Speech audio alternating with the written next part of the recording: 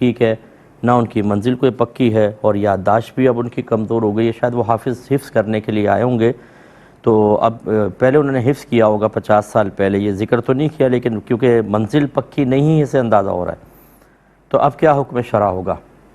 دیکھیں، اب آپ ان کو میرا مشورہ یہ ہے کہ جو صورتیں وہ قرآن عظیم میں پڑھ رہے ہیں، سب سے پہلے ان صورتوں کو آپ تھوڑا سا درست کروا دیں اور تجوید تھوڑی سکھانے کی کوشش کریں۔ زمانہ کوشش میں انشاءاللہ اگر ان کی اغلاط رہیں گی بھی تو اللہ تبارک و تعالی درگزر فرما لے گا۔ باقی پیچھے جو انہوں نے نمازیں پڑھیں اور قرآن پاک کی تلاوت وغیرہ کی، اس کے بارے میں یہ نہیں کہہ سکتے کہ ان کی نمازیں تجوید نہ سیکھنے کی بنا پر برباد ہو گئیں۔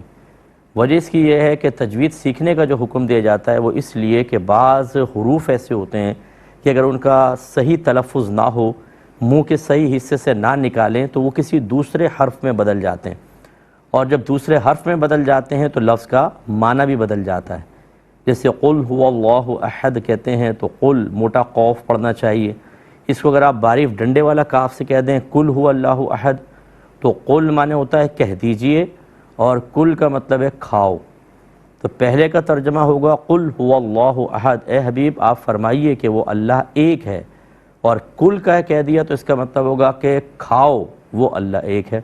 اب یہ دیکھیں مفہوم کیسا بدل گیا۔ اس لیے کہا جاتا ہے، ہو سکتا ہے انہوں نے بہت ساری نمازیں پڑھی ہوں اور اس طرح کی کوئی غلطی نہ ہوئی ہو، تو یہ نہیں کہہ سکتے کہ جس نے تجوید نہیں سیکھی اس کی نماز نہیں ہوئی۔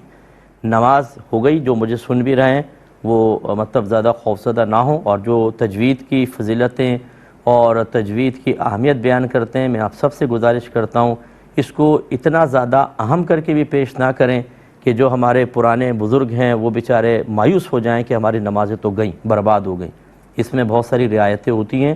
تجوید کا سیکھنا فقہاء نے واجب ضرور قرار دیا ہے، لیکن کوئی اس پہ نص صریح نہیں ہے ایسی کہ واضح طور ورتل القرآن ترتیلا، اور قرآن کو ترتیل سے پڑھو۔ اب ترتیل کا مفہوم ہی آپ دیکھ لیں مفسرین کے نزدیک کہ کسی نے کوئی ترتیل کا مفہوم لیا ہے، کسی نے کوئی، یعنی یہ ایک صریح آیت نہیں ہے۔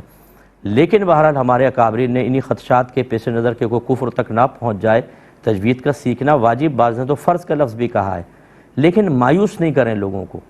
میں جو اس طرح کے لوگ ہیں جو شاید اس کو سن کر تھوڑا سا مطلب ناراض ہونے کی کوشش کریں، میں آپ سے دائرہ دم میں رہ کے پوچھتا ہوں، آپ کی دادی، آپ کا دادا، آپ کی والدہ، آپ کے والد، آپ کے چچا، تایا، پھوپھا، ماموں، بھائی، کیا ان سب نے تجوید پڑھی ہوئی ہے؟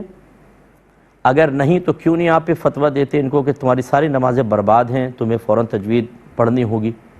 یعنی اتنا اس میں منہ میں بلوا ہے کہ اگر ہمارے کراچی کی 2.5 کروڑ کی آبادی ہے تو میرا غالب گمان ہے کوئی 50 لاکھ ہوں گے جن کو تجوید آتی ہوگی، باقی سب کو نہیں آتی۔ تو کیا ان سب کی نمازوں کی بربادی کا حکم دیا جائے؟ تو خلاصہ کلام یہ ہے کہ بیلنس قائم رکھنا ہے۔ علماء کی بات کوئی معمولی نہیں ہے، تجوید کا سیکھنا واجب ہے، لیکن جو زندگی گزر گئی اس میں آپ کہیں کہ آپ احتیاطاً توبہ کریں، آئندہ کے لیے آپ سیکھیں۔ اور سیکھنے کا یہی مسئلہ ہوتا ہے کہ اگر کسی کا گلا موٹا ہے، کیونکہ میں نے بہت قرآن پڑھایا ہے، بالغ